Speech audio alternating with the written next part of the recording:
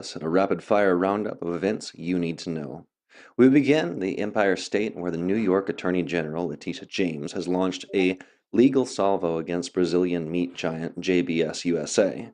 Her lawsuit alleges that JBS deliberately misled American consumers about its environmental stewardship, making lofty green promises that proved empty or unattainable. If found guilty of such greenwashing, JBS could face millions in fines and be forced to disgorge any ill-gotten profits. Across the Atlantic, however, a Danish court has also ruled that the country's largest pork producer have is also guilty of greenwashing over a 2020 marketing campaign portraying its products as eco-friendly. The $60,000 fine is just the opening salvo.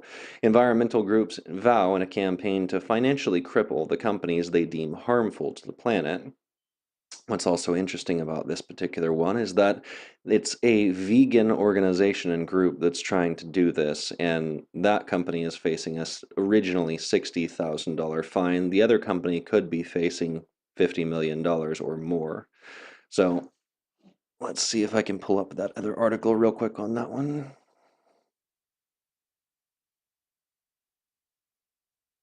That was this one here. Now, on to the next one. Here at home, a startling new revelation: despite a massive build-out of new solar, wind, and hydroelectric facilities last year, overall renewable power production actually declined by 1%. What was the culprit? Changing wind patterns, apparently, that left the turbines spinning more slowly than the project had originally estimated. Finally, a sobering report from China shows its carbon emissions reached yet another record high in 2023 as coal, oil, and gas consumption surged. Worse, the increases from China and India alone completely offset any emissions reductions achieved by the rest of the world combined. Which makes us ask, why are we doing this? When we lay these pieces side by side, a pattern materializes. Western governments appear to be dismantling their own industries and hobbling the people's prosperity in the pursuit of an elusive climate goal, while economic rivals like China power ahead, prioritizing growth and unconstrained by such toxic ambitions.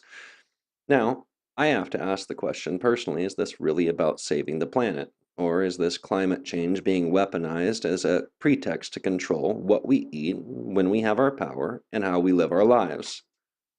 If you follow the World Economic Forum, the path from here leads to a new global order, one's powerful remakers calls stakeholder capitalism. You'll own nothing, and you'll like it, and the state and the companies then will own everything. So, my friends, the stakes are higher than we ever knew. As this saga unfolds, more facts will emerge, but one truth is already clear: those who would define the future would wield immense power over us.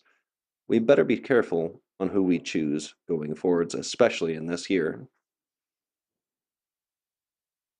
We turn now to a chilling development in the shadowy world of international espionage. That reports indicate that Russia's intelligence services, battered and disgraded in recent years, have rebounded with terrifying effectiveness. For nearly a decade, Moscow's spy agencies had grown sloppy, complacent. Botched operations exposed the identities of Russian assets across Europe. Embarrassing security lapses, likely openly discussing classified operations over unsecured phone lines, had made them vulnerable targets. What had ended up happening for them since right about 2017, they had had quite a few of their people that were training, and through that training, they were following the phones and the data from those phones to be able to identify nearly all of the new assets. Now that appears not to be the case. They have apparently gotten wise to that, and more than the Russian intelligence breakdown, surrounding the invasion of Ukraine in 2022, Putin's spies assured him that Ukraine was under their control, only to be shocked when the Ukrainian people mounted a fierce resistance. This debacle sparked a vicious purge with Russia's top spy ranks. As the war raged on, Europe and America identified and expelled nearly 1,000 Russian operatives. Dealing another harsh blow, the nadir came when the notorious Wagner mercenary group briefly rebelled against Putin himself. But the Russian bear, it seems, cannot be kept down for long. Under new, hardened leadership, Russia's foreign intelligence service is roaring back to life. Gone are the centralized training facilities that made recruits vulnerable to digital surveillance. In their place, a nationwide network of safe houses and underground sites where new spies receive personal tutelage and their digital exhaust carefully obscured. The results are already chillingly apparent. Assassinations, from poisonings to brazen shootings, are on the rise across Europe as Russia's revamped killing machine returns to form. One such case had a Russian spy that had defected, and somebody that was talking out against them get shot 4 times and his car set ablaze recently. More worrying still, Russia has revealed the depths of its renewed capabilities by leaking a video of German officials discussing secret military operations in Ukraine. Operations that, by their own admission, involve clandestine forces from America, Britain, and France. Germany's embarrassment laid bare the appalling lack of operational security, halting our European allies. My friends, we have a Russian intelligence operation that was able to gather information that said that we are boots on the ground in Ukraine from assets from Europe, from France, and from Germany, and from the United States. We are all but in World War III right now. It has just not been declared. This is far more likely in our lifetime than it ever has been before, based upon the actions of our current incompetent governments. The Russian threat has returned to haunt us once more, and their spies are more capable and more vicious by the day, even as our own struggle with misguided obsessions over identity politics. The severe branch of operational security has come to light, casting doubt on the capabilities of Western intelligence. German military officials are facing intense scrutiny after top secret deliberations on an unsecured video platform akin to Zoom or Skype. Yes, you heard that correctly. They were discussing top secret things such as blowing up bridges, whether or not we were going to end up putting people into Ukraine. One officer dialed in the virtual meeting from a personal cell phone while abroad in Singapore, broadcasting sensitive discussions into an unsecured public space. The subject of matter was of grave importance, determining Germany's clandestine involvement in the Ukraine conflict, including potential sabotage plans, targeting Russian infrastructure in Crimea. Alarmingly, this happened in digital gatherings, also inadvertently confirmed the fears that American, British, and French operatives are covertly embedded in Ukraine, supplanting local forces and targeting Russian troops with strategic assets and lethal force. The veil of plausible deniability shrouding the true extent of Western military support to Kiev has been shredded. German officials are scrambling to investigate this astounding lapse, facing outrage and embarrassment. The leaked recordings provide a sobering glimpse into the warning of operational discipline, once prized by European allies during the Cold War era. While the Germans shoulder the blame, America's own intelligence services face existential threats from the rising international politicization and radicalization from social theories eroding principles of competence.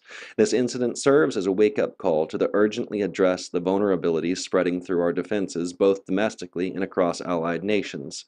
Failure to do so will leave the West disastrously exposed before resurgent adversaries like Russia and China get a chance to revamp the situation and go after us more intensely. Next, new polling data has fans the flames with the looming 2024 presidential battle. Surveying from major outlets from New York Times and CBS and Fox News tell a similar story. If the election were held today, Donald Trump would defeat incumbent Joe Biden. Voters overwhelmingly disapprove of Biden's leadership, particularly on critical issues like the southern border crisis and the struggling economy. There's also widespread concerns that the president's advanced age and whether he has the vigor to continue serving. However, one CBS News poll revealed an interesting data point when asked which candidate would best uphold America's democracy and rule of law, which, by the way, we're not a democracy, we're a constitutional republic. Voters were evenly split, including independents. This undercuts a core Democratic narrative, painting Trump as an insurrectionist threat to our Republican foundations. Next, we turn on to the troubled nation of Haiti, where there is already a dire situation that has plunged in further chaos. Criminals of all stripes have escaped from the main prison after gang members effectively seized control. Haitian police are desperate for assistance as the whereabouts of the prime minister remain unknown. The crisis has severe implications for the United States, as thousands of Haitian criminals could soon attempt to exploit our open borders. The Biden administration previously granted many Haitians easy entry and parole, and that floodgate could burst open further amid the turmoil. In the Red Sea region, the shipping vessel Raybar has finally sunk after sustaining missile strikes from Iranian-backed Houthi rebels. Weeks ago, the ship laden with fertilizer that could harm the local ecosystem sank because no company was willing to risk towing it back to safety in the face of continued aggression. The White House and the Pentagon face weathering criticism over their ineffective response as Houthi attacks on civilian ships continue unabated in this critical waterway. Despite the presence of a multinational naval task force, a fact of note here is also that we're shooting down $2,000 drones with $2 million missiles and still not deterring their attacks. On a brighter note, we bring you good news from Iraq, where torrential rains have finally ended a 15-year-long drought plaguing a long-suffering nation, with the rising Tigris and Euphrates rivers should help relieve the fabled marshlands of the southern Iraq, lands that were deliberately drained during Saddam Hussein's brutal reign to root out rebels. With the rains replenishing the water, it may not be the direct return of Jesus Christ and the end of the world as we know it this year, but who knows, there's still time.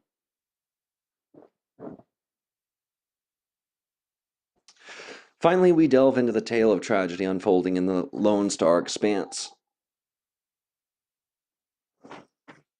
The largest Texas fire recorded in history is continuing its furious rampage across the panhandle this morning. The staggering 1.1 million acres have been consumed by the insatiable flames. While hopes arise that conditions may turn favorable today, the state and national firefighters are toiling on the front lines in the face of a Herculean labor. The behemoth smoke that defines containment thus far is only 15% contained at the last report, but smaller and equally more merciless blazes in Moore, Potter, and Carlson counties are approximately 60% contained. Yet the fires have already extracted a grievous toll, and 2 Texan lives have been lost and claimed in the Inferno's wake outside of Amarillo, a harsh reminder of these wildfires' devastating reach.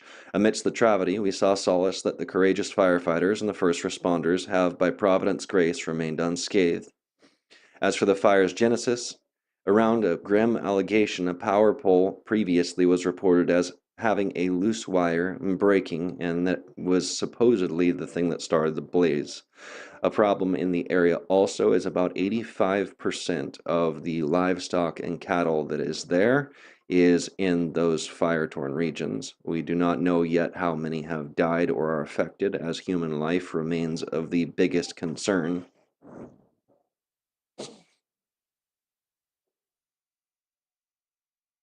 Precise totals remain clouded, but the estimates stretch into thousands or even tens of thousands lost. Such a sting to our state's cattle corps could modestly constrict the nation's overall beef supply, which lingered at a 75-year low even before the fire's outbreak. And yet there is cause for hope, and this resilient land has endured and will recover, and you see many of these people helping neighbor and helping neighbor. There is a place that you can donate to. The State Star Fund is where one of the places that you can donate to. And if you think of it and give a good prayer out to them and their families that are going through this hard time. And then finally, there was a bit of good news, in my opinion. Unanimous top takeaways from the Supreme Court's ruling to give Trump on the ballot. The Supreme Court on Monday unanimously rejected efforts by some states to declare former President Donald Trump ineligible to run again. It was more divided on whether and how anyone else could do so. The justices also did not weigh in on the central funding of Colorado's now reversed decision, and that he could not run because he engaged in insurrection by trying to overturn the 2020 election. Former President Donald Trump declared the decision a big win, while the challengers called the ruling a narrow technical off-ramp that didn't tell the full story. That's all we have for you today. The big thing that I wanted to end up getting out, and the reason why I made this, is because I don't see a lot of people discussing what we now know is the situation on the ground in Ukraine.